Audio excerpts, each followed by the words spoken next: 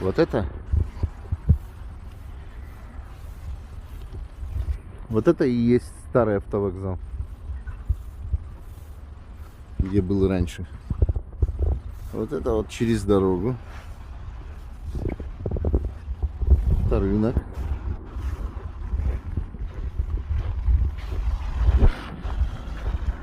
Улица Октябрьская. Магазин Удачный. Все для дачи. Торговый центр Поляна. Вот как это все изменилось. Только старый автовокзал на месте остался. И он живой. На улице минус 41. Слегка туман. А у кого сколько, интересно, градусов? Напишите. Хоть позавидовать.